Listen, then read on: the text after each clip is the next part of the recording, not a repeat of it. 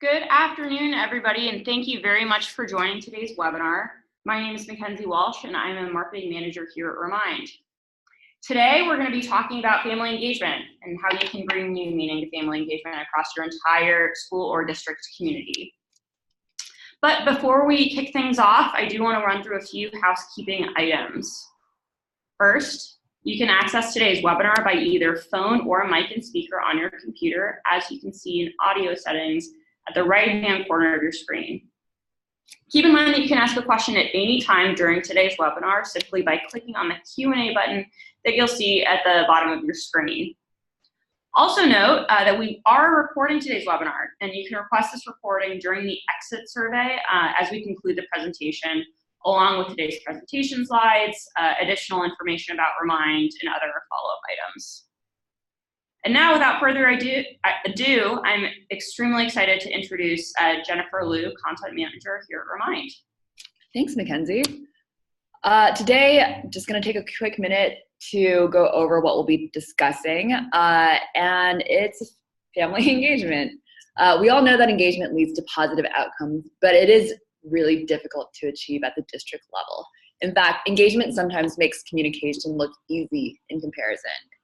It's not, of course, but there is a gap between distributing information, getting it up on websites, on social media, into email inboxes, and actually getting families to engage with it in a way that moves your district towards your objectives, whatever those may be.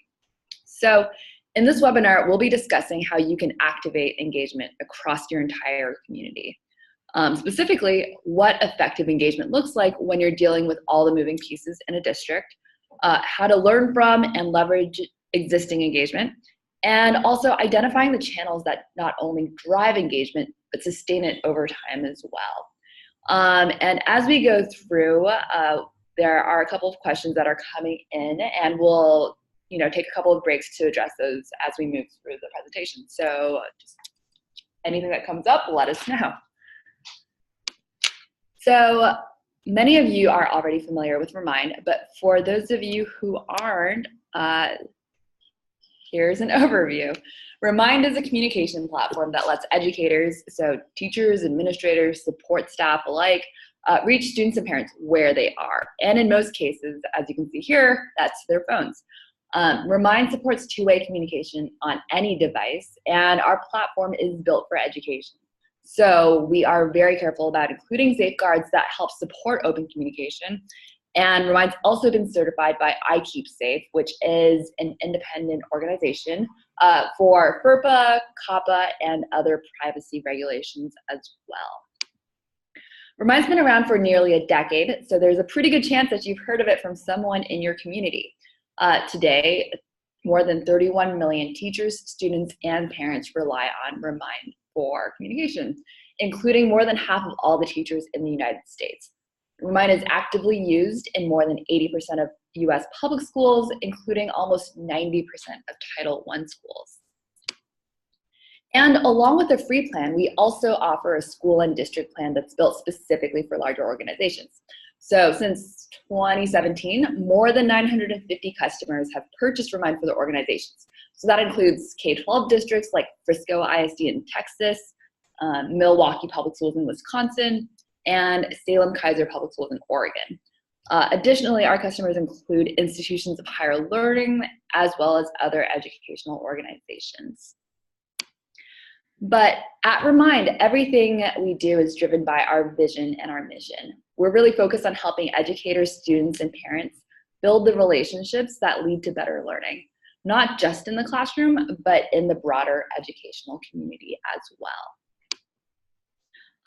So we're going to take a quick break, see if there are any questions that we can answer at this point. Yeah, fantastic. Jennifer, it looks like a couple of questions have come in already, which is fantastic. The first one is, do families need to have a data plan to use Remind, or can they just receive messages for free? How does that work? Yeah, great question. No data plan is required. So families can choose the type of notification that really works best for them. So while that includes smartphone notifications, for instance, or email or web, that also includes SMS capabilities or text messages. So folks without smartphones or without internet access can make sure that they receive the messages right on their phones.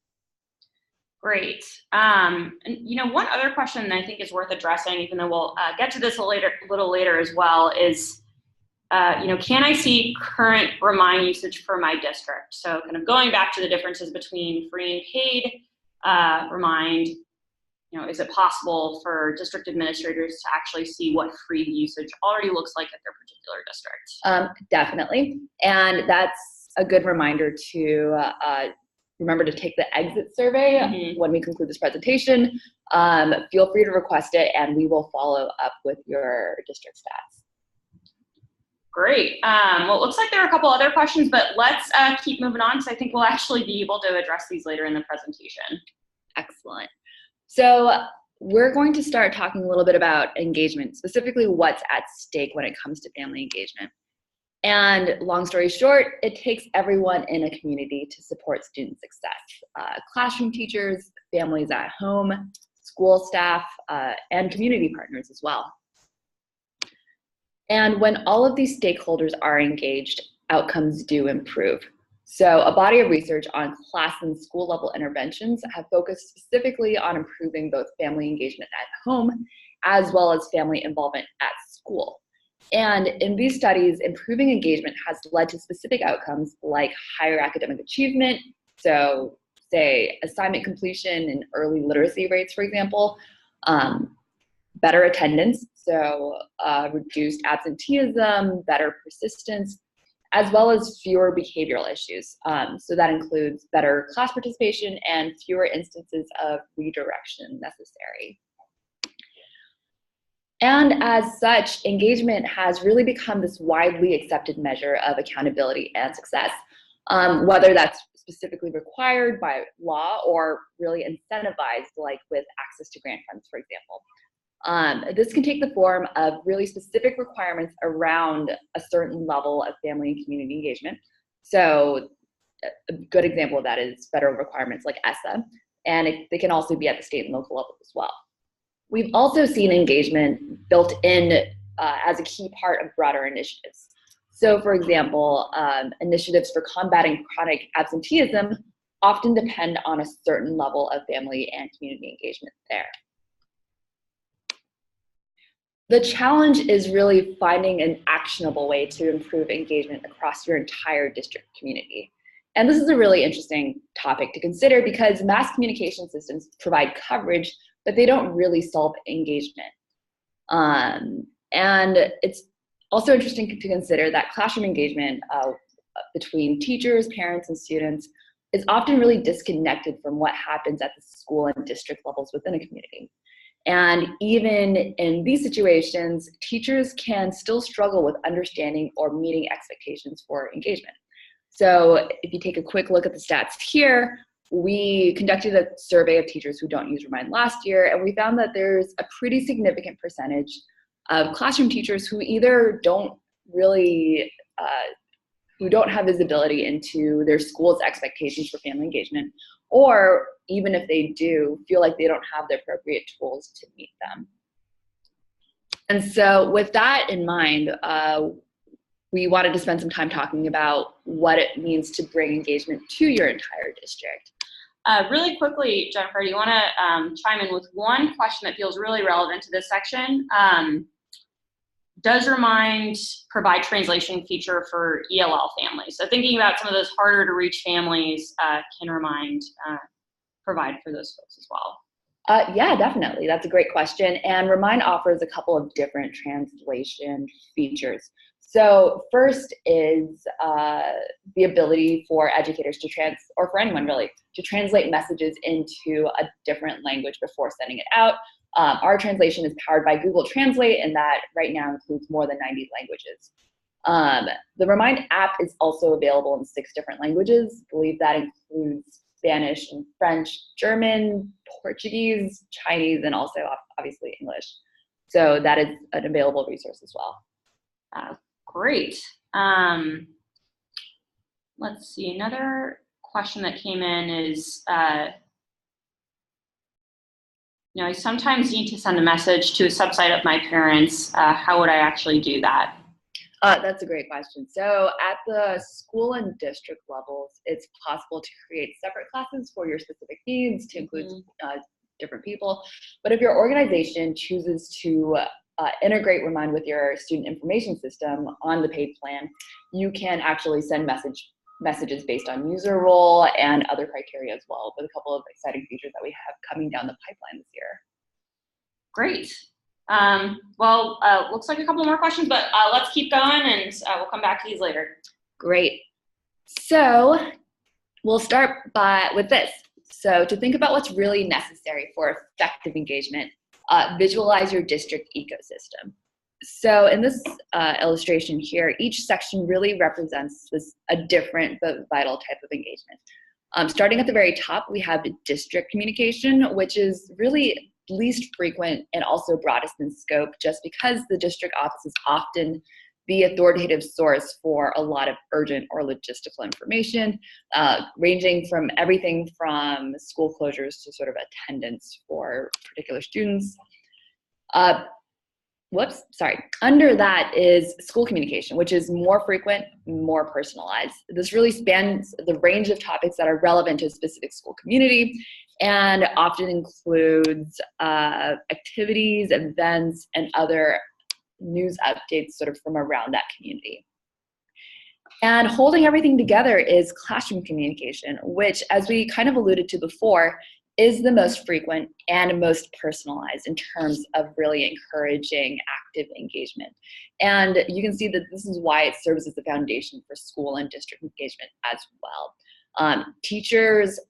Classroom teachers have the closest relationships to students and their families. They talk all the time about reminders, educational content, individual outreach about what's going on. And it's really the type of relationship that holds the entire ecosystem together. It is true that many administrators associate district engagement with district communication specifically, but it is really only one component of a larger ecosystem. So in the next couple of slides, we are going to be covering strategies for bringing consistent, widespread, and meaningful engagement to every classroom, school, and office within this larger ecosystem. So first is consistency. Engagement should be consistent, regular, ongoing, expected by your stakeholders. So the question really is, how do you as an administrator make sure that your staff members are engaging students and families on a regular basis? One strategy is really to look at the channels that you're asking them to use. As I mentioned earlier, last year we surveyed more than 1,000 K-12 teachers about family engagement, how they felt about it, what they did. And what we discovered was that when teachers don't have effective communication channels, they tend to use more of them just to make sure that they can cover all of the bases. So that might include email or web portals, websites, social media like Twitter, Facebook, Instagram, calling systems, more. And that really indicates that when you don't know what's going to be getting home, you make sure to try everything possible, essentially. And ironically, it actually makes it even harder for families to anticipate where information is going to be coming from. A corollary to that is that when it's less time consuming to communicate, when it's easier to communicate, teachers tend to do more of it. And what we found was that teachers communicate twice as much with a tool like Remind as they do without it. And on balance, that is a great thing. Every touch point is really an opportunity to build trust with the stakeholders who matter to student learning. Moving on, engagement should be widespread, which means accessible, active at every level in your community. So think about that ecosystem we were looking at a little bit before. There should be active engagement at every single level. And the question here that we want to answer is, how do you make sure that students and families are actively engaging with what you're putting out? And the strategy here is really to look at how stakeholders are already engaging with each other in your district. We know that when you don't know who's involved, when it's happening, or what they're talking about, engagement can sometimes feel like a potential liability. It can feel a little scary. But by harnessing the communication that's already happening, you can actually use that to improve engagement across your organization. And that really means being able to learn and leverage the channels that are used by your community already. In last year's survey, more parents indicated that they prefer text messages from their child's school over really any other type of communication. And that includes all those methods that we were talking about earlier, like emails, phone calls, handouts, etc.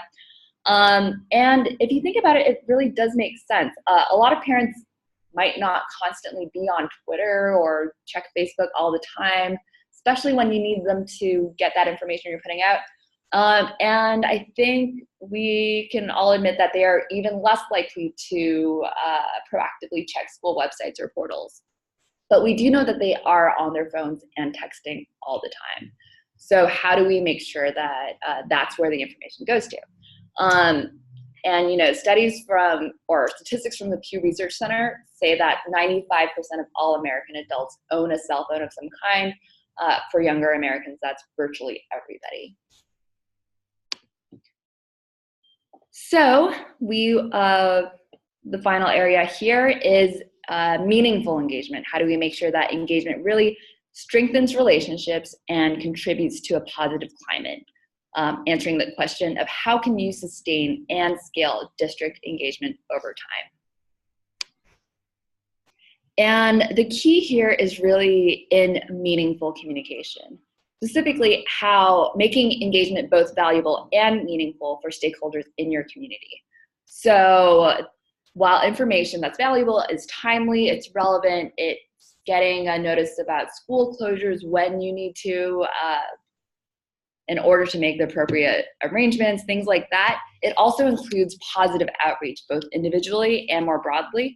And you can see an example from one of our educators who shared what happens when you reach out to families with really positive notes about what's going on at school. And a great way to think about this is to think about the types of messages that you value receiving. So sure, does it contain important information that you need to know, but also at the end of the day, how does it make you feel? And when it comes to district engagement, every sort of touch point that builds up this trust improves the relationship between a student and their family and their classroom, with their school overall, and with your district community. This doesn't just have to happen on a one-on-one basis, though.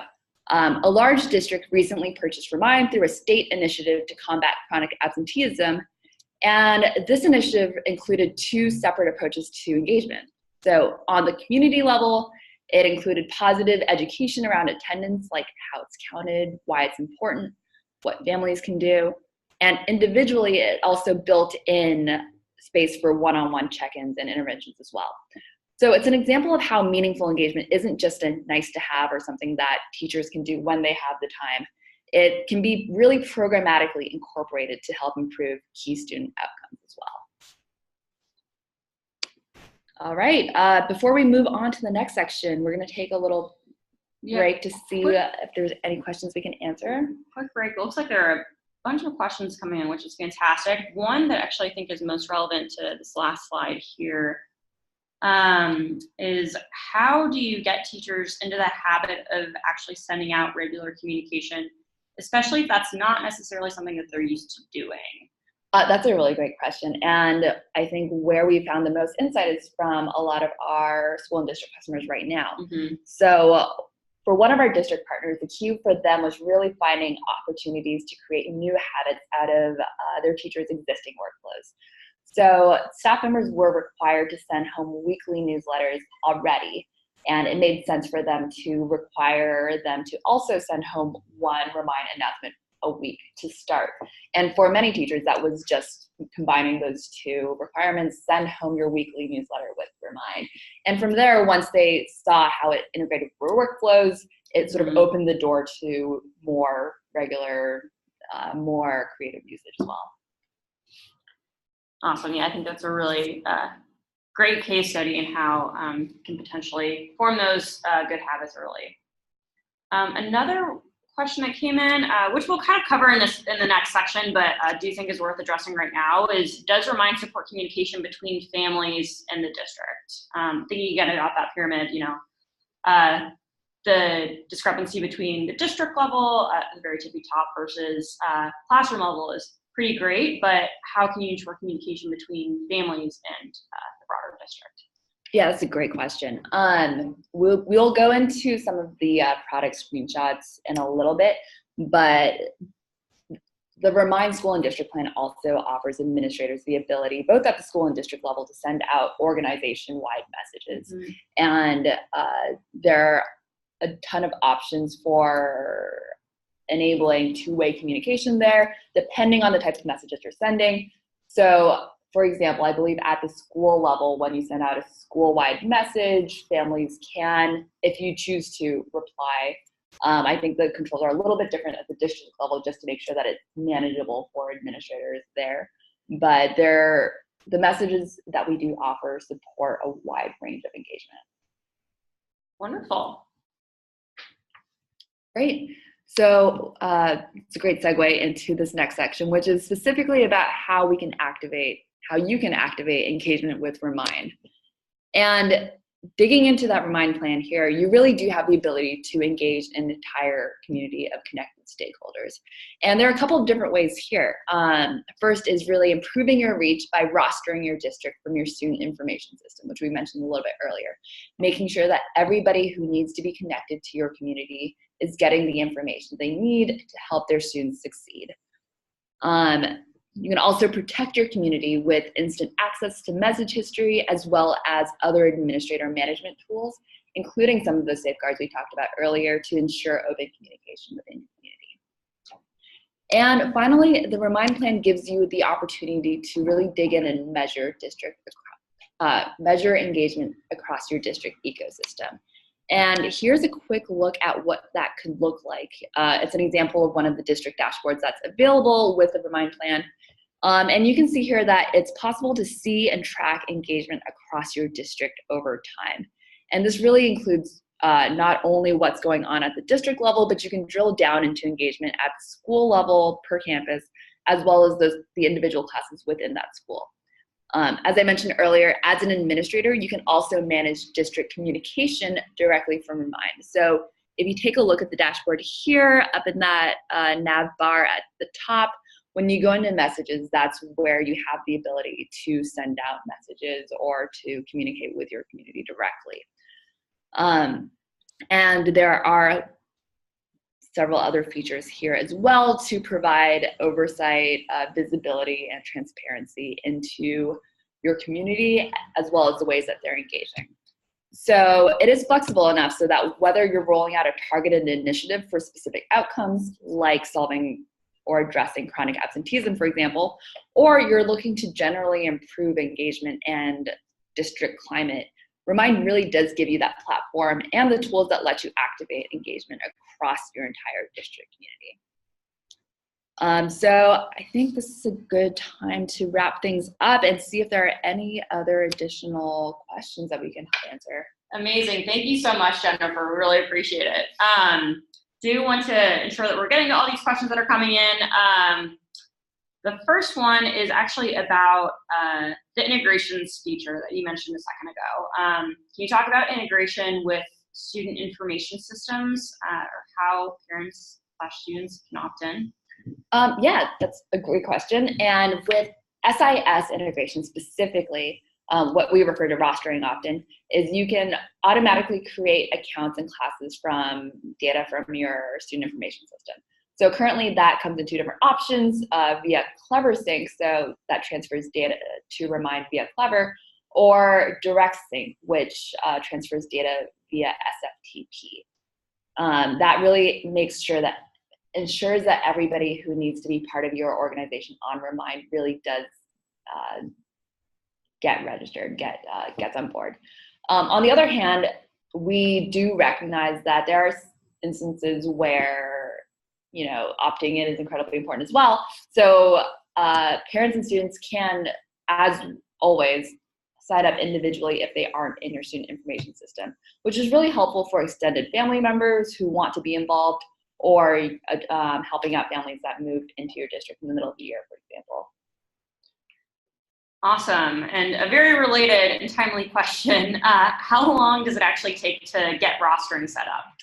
That really depends on the size of your organization, including how many teachers and classes that you choose to roster. We do have a dedicated team that helps districts walk through the entire process, and the longest it usually takes is about 2 weeks, I'd say. Great. One question that's come up in a few different forms I think is really worth addressing is, what is the pricing structure for the Remind plan? This also depends on the number of students in your school district, school or district. It's one of those things that we are happy to follow up with after the seminar, so just make sure to complete that control. Great.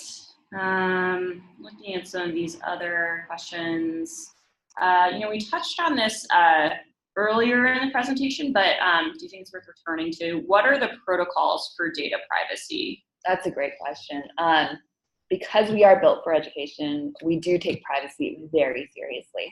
And our policies have been certified, again, by iKeepSafe for CAPA, FERPA, and all of the relevant regulations there, rules and regulations there. And you can actually read more about our practices and our approach to data privacy on the Remind website. So that's remind.com. If you go to the trust and safety section, you'll be able to dig in as needed. Great. I think we have time for just one more question. So we do want to make sure that we're giving you a couple minutes back in your day. Always a busy time of year. The last one we have is, how can administrators actually get insight into classroom communication, mainly wanting to monitor conversations between students and teachers? That's a great question. If you go balet me actually just click over here. If you go back to that dashboard, you can see that from here, you can click into specific schools, and within schools, you can drill down to the classroom level. We try to make it easy to surface the different classes that are communicating on Remind. And from there, you can click in and see sort of some of the recent announcements. This is something that we recently introduced and are very excited about. But also, as a district administrator, you have the ability to access message history for really anyone in your organization to help protect your community. And messages on Remind can't be edited or deleted. They never have. So these really provide a complete log of conversations that do happen on the platform. Fantastic. Well, thank you everybody so much for joining. Thank you very much to Jennifer for presenting today. This is really powerful insights. Of course, we would encourage you to complete the exit poll, which I'll launch in just a second. But thank you again for joining, and have a wonderful day. Thanks for your time.